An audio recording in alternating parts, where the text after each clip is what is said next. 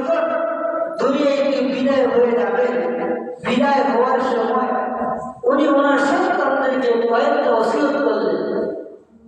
বললেন, বাবা শোনো, আমি যদি দুনিয়া থেকে বিদায় হয়ে যাই, তাহলে এমন মানুষ দ্বারা তোমরা আমার জানাজার নামাজটা আদায় করবে যেই মানুষের মধ্যে কয়েকটা ভুল থাকবে। ওই কয়েকটা ভুলওয়ালা যদি মানুষ পাও, তাহলে আমার জানাজার নামাজ পড়াইয়া আমাকে দাফন করবা। আর যদি এই ভুলওয়ালা মানুষ তোমরা না পাও, তাহলে আমাকে বিনা জানাজায় আমাকে তোমরা দাফন করে দেবে। সুবহানাল্লাহ। এই কয়েকটা ওসিয়ত, এক নম্বর ওসিয়ত হইল এমন মানুষ দেখবা যে মানুষটা জীবনে কোনদিন বারে ভোর করে তার জীবনে কোনদিন জামাতে নামাজ কাজা হয় না। সুবহানাল্লাহ। আরেকটা হলো এমন মানুষ বাহির করবা যে মানুষটা বারে ভোর করতে জীবনে কোনদিন আজের আসরের সুন্নত কাজা হয় না। সুবহানাল্লাহ।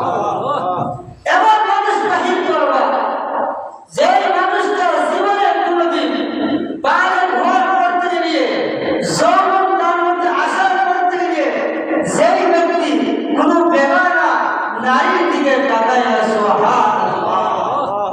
এমন মানুষ তোমরা বাহির করবা যেই মানুষটা কোনদিন তাহাজ্জুদের নামাজ শুনে না। এই মানুষ যদি তোমরা পাও, তাহলে আমার জানাজার নামাজ পড়িয়া আমাকে তোমরা দাফন করবা। আর যদি না পাও, তাহলে আমার বিনা জানাজায় কি করবা, তোমরা দাফন করবা। এবার কুতুবউদ্দিন বখতিয়ার কাকি মারা গেছেন, ইন্তেকাল করেছেন। ইন্তেকাল হওয়ার পরে দাফন করাইয়া মাটির মধ্যে যখন আনলেন, আনার পরে ওনার সন্তান একটা ঘোষণা দিয়ে উপস্থিত জনতা সবাইকে উদ্দেশ্য করিয়া বলতেছে, হ্যাঁ উপস্থিত জনতা, শোনো, এমন কোন মানুষ আসেনি যার কোনদিন জামাতে নামাজ কাজা হয় না। এমন কোন মানুষ আসেনি যে ব্যক্তি বেগানা নারীর দিকে তাকায় না। এমন কোন মানুষ আসেনি যে ব্যক্তি আসরের সুন্নত কাজা হয় না। এমন কোন মানুষ আসেনি গালে ঘুমার বন্দি তাহাজ্জুদের নামাজ তোমাদের ছুটে না। এইরকম কোন মানুষ যদি থাকো, তাহলে তোমার সামনের দিকে চলে আসো, আমার আব্বাজানের জানাজা পড়াইয়া দাও। এমনি সমস্ত জনতার মধ্যে তাকাইয়া দেখে কেউ সামনের দিকে আসে না। আল্লাহর এক বান্দা সুলতানুল তাওয়াস রহমাতুল্লাহি আলাইহি তৎকালীন যুগে দিল্লির বাদশা ছিলেন। ওই সুলতানুল তাওয়াস তাকাইয়া দেখে আল্লাহর কোন বান্দা ওই সামনের দিকে আসে না।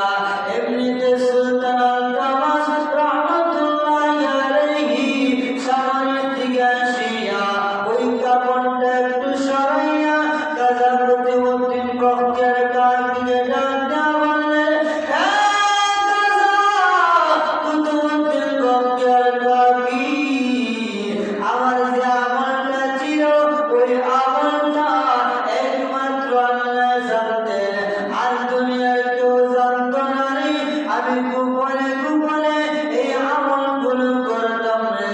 আল্লাহর ওলি, আজকে তুমি আমার আমলটা ওপেন করিয়া দিলা, আমার আমলটা তুই প্রকাশ্য করিয়া দিলা। এমনিতে আল্লাহর বান্দা ওই দিল্লির বাদশা সুলতানুল তাওয়াস রহমাতুল্লাহি আলাইহি ওই কুতুবউদ্দিন বখতিয়ার কাকির জানাজার নামাজটা আদায় করিয়া দিলেন। সুবহানাল্লাহ।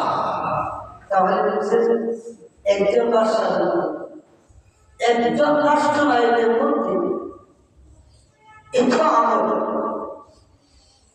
আর আমাদের কথা বলেন,